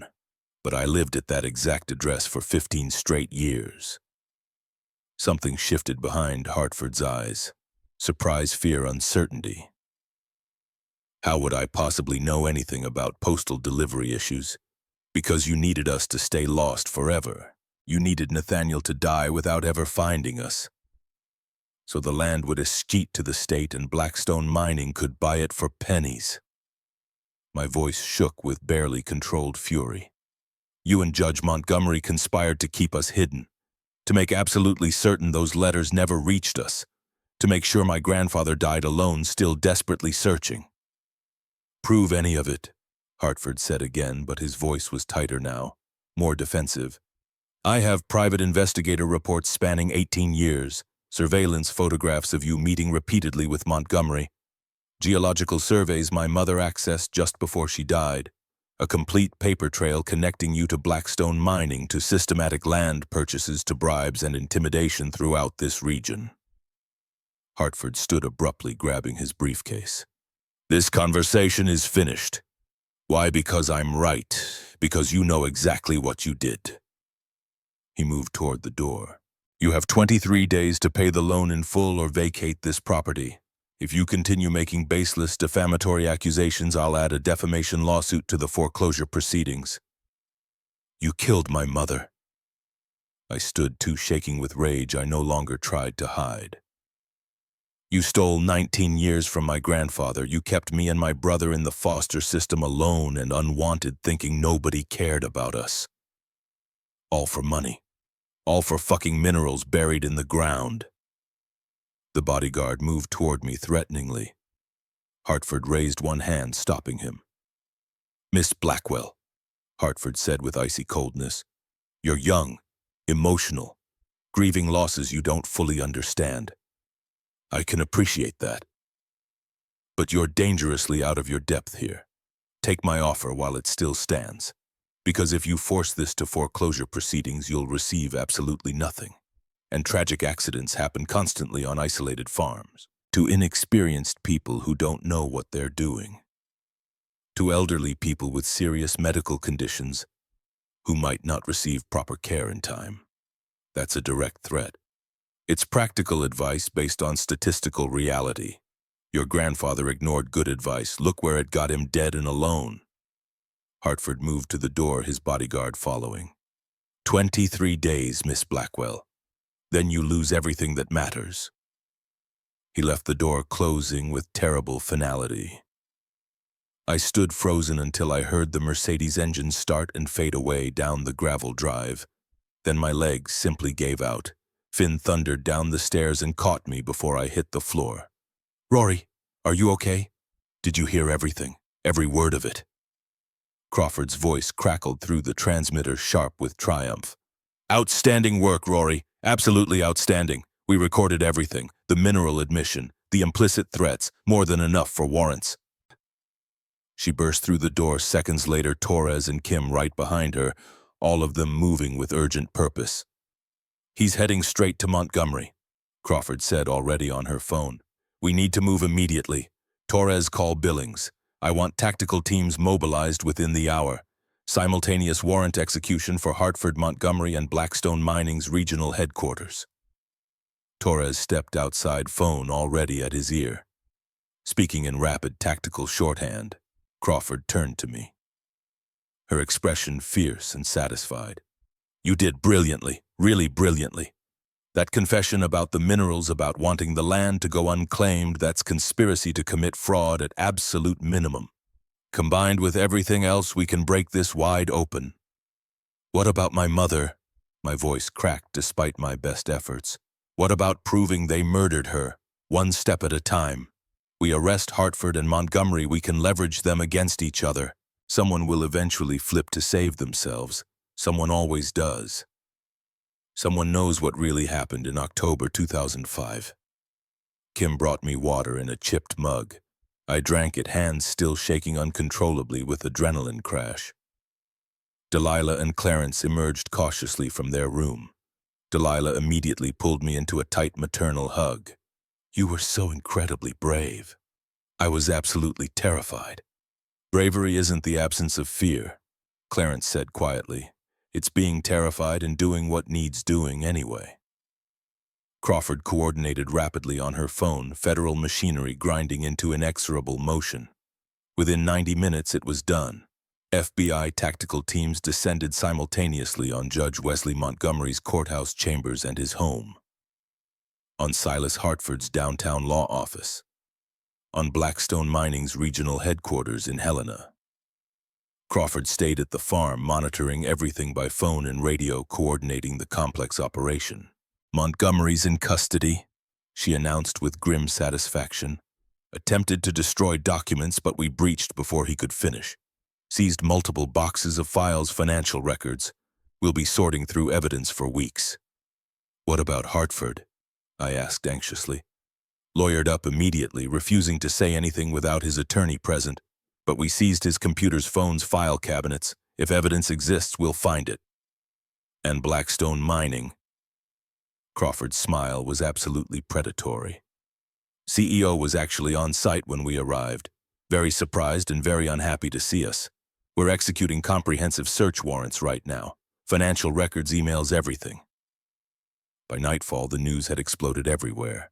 Local stations first, then state networks, then national coverage. Federal corruption probe rocks Montana mining industry. Judge attorney arrested in massive land fraud scheme. 23-year-old orphan exposes multi-million-dollar conspiracy. Tst.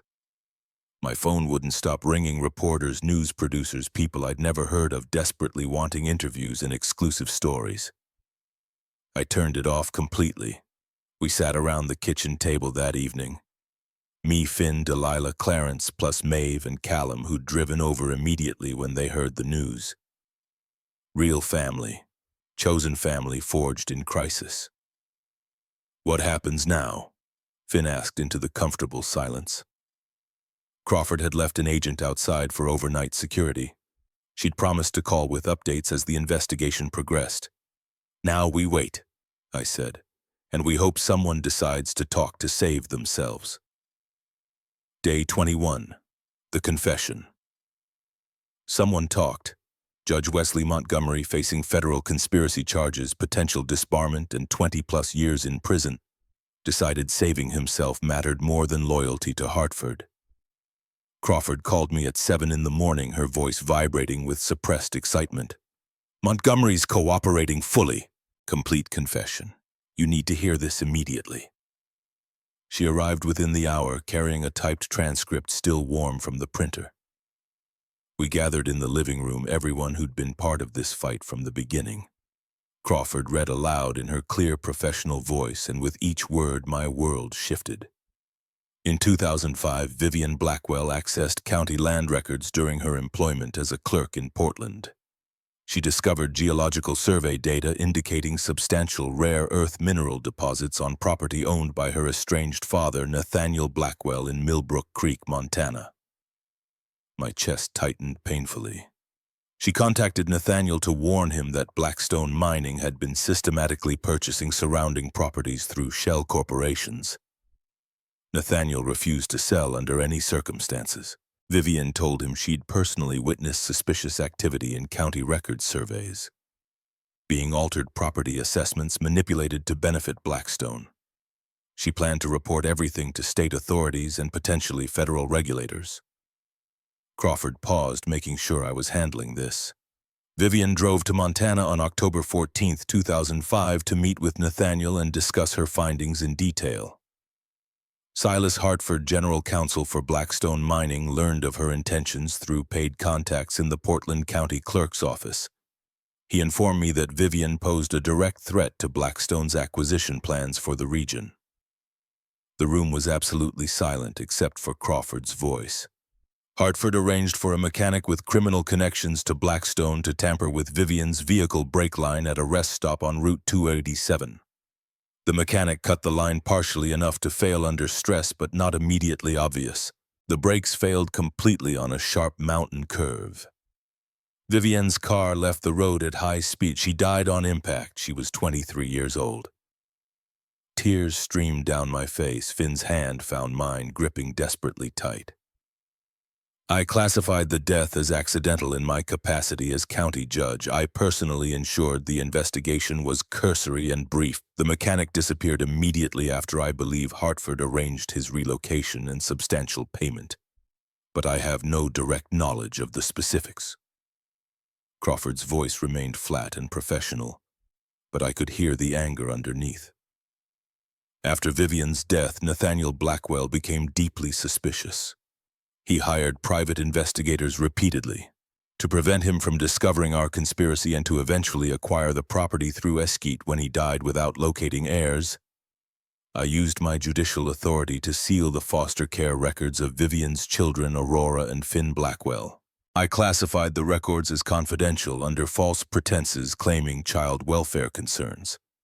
This action prevented Nathaniel from locating his grandchildren through any legal channels. I couldn't breathe properly, couldn't process the enormity of what had been stolen from us. For 19 years, I maintained that seal despite Nathaniel's repeated legal challenges. I dismissed every motion, every appeal. When Nathaniel died in 2024, Hartford believed the property would automatically escheat to state control, allowing Blackstone to purchase it cheaply. However, Nathaniel's attorney had located Aurora and Finn through private channels shortly before his death, complicating our plans significantly. Crawford stopped reading, looked directly at me with something like sympathy. "There's more," About the letters specifically. I nodded, unable to speak around the grief choking me. Nathaniel Blackwell sent approximately 263 letters over 19 years to Riverside Home, addressed to his grandchildren. Hartford, through corrupt contacts in postal administration, arranged for those letters to be systematically returned as undeliverable despite the completely correct address. This was done deliberately to demoralize Nathaniel and prevent the children from learning of his attempts to contact them. The sheer cruelty of it shattered something fundamental inside me.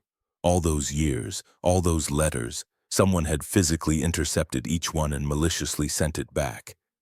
Someone had looked at an old man's desperate love and decided to weaponize it. Hartford and I conspired to forge loan documents purporting to show Nathaniel Blackwell had borrowed against the property. This was intended to force Aurora Blackwell to sell under extreme duress or face foreclosure, allowing Blackstone to acquire the land at a fraction of its value. Crawford set down the transcript carefully. Montgomery gave us absolutely everything. Hartford's payments to him over 19 years total $412,000 in bribes. The mechanic's name, we're tracking him now. Blackstone executives' direct knowledge of the conspiracy, all of it documented. Will they go to prison? My voice sounded hoarse and broken. Montgomery's looking at 25 years minimum, possibly more. Hartford probably 30 to 40. He orchestrated the actual murder. Multiple Blackstone executives are facing RICO charges. Crawford's expression was hard as stone. This is going to completely destroy them. Financially, legally, personally. Everything. Justice. Finally, after 19 years. But it didn't bring my mother back. Didn't give me those stolen years with my grandfather. What about the land? Clarence asked practically. Can they still take it legally? The loan documents are proven completely fraudulent. You own the property free and clear, no encumbrances. Crawford smiled slightly. And Montgomery's seized assets will likely include his home and substantial accounts.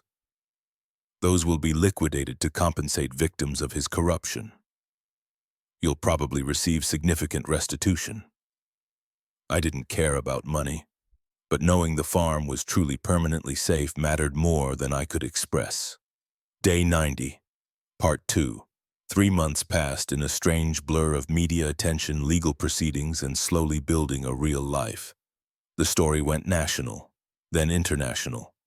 Orphan exposes conspiracy played on every news channel for weeks. I gave exactly one carefully considered interview to a reporter who promised to tell the complete story with dignity and accuracy. About foster children who get lost in bureaucratic systems. About family members who search for decades against impossible odds. About corruption that destroys innocent lives. The article went genuinely viral. I received hundreds of messages from people with similar stories. Grandparents searching desperately for grandchildren. Siblings separated by bureaucracy and indifference. It wasn't much, but maybe it would help someone somewhere. On the morning of our 90th day at the farm, Martha Kensington called. "You've fulfilled the residency requirement," she said warmly. "I'm authorized to deliver Part 2 of Nathaniel's inheritance as specified in his will." She arrived that afternoon with a sealed envelope. Nathaniel's handwriting on the front for Aurora and Finn after 90 days of calling it home. Inside were 2 items, a letter and an official bank document. The letter was brief but devastating. "My dearest grandchildren, if you're reading this, you stayed. You made the farm your home instead of selling it immediately for quick money. That's all I ever truly hoped for. Part 2 isn't more money or property, it's freedom and security. I've paid the property taxes in full for the next 10 years, completely. You'll never have to worry about losing this land to debt or taxation. Use it well. Build the life I couldn't give you, the life your mother deserved. Love always and forever, Grandpa Nathaniel." The bank document confirmed it, $28,000 in a dedicated tax escrow account. Enough for an entire decade of security. I cried. Not from grief this time, but from overwhelming gratitude for a grandfather who'd thought of everything. We were truly home, truly safe, finally. The cemetery. 1 month later, Finn and I drove to Millbrook Creek Cemetery on a clear autumn morning. The cemetery sat on a hillside overlooking the valley surrounded by towering pines. The mountains rose majestically in the distance, purple and gold in the morning light. We found the graves together side by side under an ancient oak tree. Eleanor Blackwell, 1948 to 1998, beloved wife and mother. Nathaniel Blackwell, 1945-2024, beloved husband, father, grandfather, and beside them Vivian Blackwell, 1982-2005, beloved daughter and mother. Fresh flowers lay on each grave placed by Maeve, probably, or Callum, or both. I knelt between my mother and grandfather's headstones, Finn beside me. "I'm sorry I never knew you," I whispered to the carved names. "Either of you. I'm sorry you died searching and hoping and waiting." The wind moved gently through the pines, peaceful and eternal. "But I want you to know I found the letters. All 263. I read every single one. And I understand now what you were trying to tell me. You never gave up. You never stopped loving us. Not for one day." Finn placed his hand on Nathaniel's stone, silent tears tracking down his face. "We found justice," I continued. "For Mom. For you, Grandpa.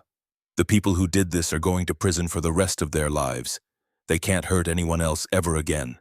I pulled something from my bag, the wooden box that held all those returned letters. I thought about keeping these forever, reading them over and over, but I think they belong here with you. Proof that love doesn't die, that it finds a way even through walls and years and cruel people trying to stop it.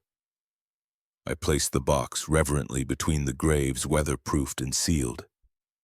The letters safe inside for eternity. "We're keeping the farm," Finn said, his voice thick with emotion. "We're making it beautiful like you wanted, Grandpa. We're finishing your woodworking projects, living the life you hoped we'd have." I traced my mother's name carved in granite. "I wish I remembered you, Mom. I wish we'd had more time together. But I'm living for both of us now, making the most of the life you gave me, the life you died trying to protect." We sat in silence for a long time, letting the morning so warm our faces. Finally, I stood and brushed dirt from my knees. "I love you both," I said to the stones and the people beneath them. "I know you loved us, and that's enough. That's everything." As we walked back to the truck, I felt lighter somehow. Not free of grief that would always live in me, but free of the crushing weight of unanswered questions, the burden of not knowing. I knew now. I was loved. I was wanted. I always had been. 6 months later, spring. The farm in spring was impossibly beautiful. Everything green and alive and growing. The air smelled of wildflowers and fresh earth and endless possibility. Finn stood on the porch with his morning coffee, watching the sunrise paint the mountains gold and pink. He was enrolled at community college now, agriculture and sustainable farming program. Talking enthusiastically about crop rotation, soil composition, things I barely understood. But he was genuinely happy. That's what mattered most. Delilah emerged from the kitchen, flour dusting her apron. We'd started a small business together, pies and fresh bread sold at the Millbrook Farmers Market every Saturday. Nothing huge or ambitious, but enough to help with expenses and give us both purpose. Clarence sat in his beloved rocking chair, the first piece we'd completed together from Nathaniel's plans, on the sunny porch. His tremor was worse, some days better others. But he was content, safe, home. He'd taught me everything he knew about woodworking. Now I was teaching others. We'd started a program called the Vivian and Nathaniel Blackwell Foundation. Foster kids from across Montana came to the farm for weekend workshops, learned woodworking, basic farming life skills, learned that people genuinely cared, funded by the restitution from Montgomery's seized assets, over $400,000. More than enough to make a real difference. 12 kids this weekend, ages 10 to 17, sleeping in the barn we'd converted to a comfortable bunkhouse. I heard laughter from the workshop where Callum was patiently teaching them to sand properly. Patient and kind, and exactly what these kids needed. Maeve arrived with lunch for 20 sandwiches and cookies and her famous lemonade. She'd become something like a grandmother to all of us. Family, not by blood but by deliberate choice. A car came up the drive, not threatening this time. A social worker I'd been corresponding with for months. She'd been helping me connect foster kids with relatives searching for them. Today she brought a teenage girl, maybe 16, thin and scared looking, one small backpack holding everything she owned. I met them at the porch steps. "Rory, this is Hannah. Her great-aunt has been trying to find her for 8 years. Records were sealed unnecessarily. We finally broke through the bureaucracy." Hannah looked at the farm with wide, uncertain eyes, at the house, at all of us gathered and smiling. "I don't understand," she said quietly. "Why am I here?" "Because your aunt lives 2 hours away in Bozeman. She's driving here right now to meet you." I smiled warmly. "But also because I thought you might want to see what's possible, what happens when family finally finds each other." Her eyes filled with tears. She really wants me after all this time. She never stopped looking, never stopped trying. Just like my grandfather. Just like hundreds of other relatives separated by systems that didn't care enough to connect them. We were changing that reality. One child at a time. The 264th letter. Later that evening, I stood alone in the workshop, running my hand over the desk Nathaniel had built for me. It sat in the corner of my bedroom, now polished and beautiful, where I wrote letters of my own to legislators, to child welfare agencies advocating for systematic reform, using my story to change the broken system that had failed us. The desk's wood grain caught the fading sunlight. Cherry and walnut fitted together perfectly. No nails, no screws, just extraordinary craftsmanship and patience and love. I pulled open the main drawer. Inside lay one envelope, letter number 264. I'd written it after the trial ended, after justice was finally served, after Montgomery and Hartford were sentenced. It said everything I'd never gotten to say to my grandfather directly. "Thank you. I forgive you for not finding us sooner. I understand why it was impossible. I love you." I'd meant to place it with the others in the cemetery box, but I'd kept it instead, a tangible reminder of everything we'd been through. Now I took it out carefully and read it one final time. Then I sealed it with clear tape, addressed it in my neatest handwriting.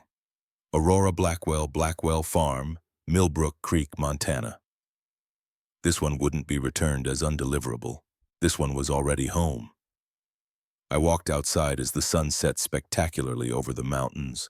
The farm glowed golden in the failing light. Smoke curled from the chimney. Laughter drifted from the barn where Finn was teaching kids to identify constellations. Delilah and Clarence sat together on the porch swing, holding hands after 43 years of marriage.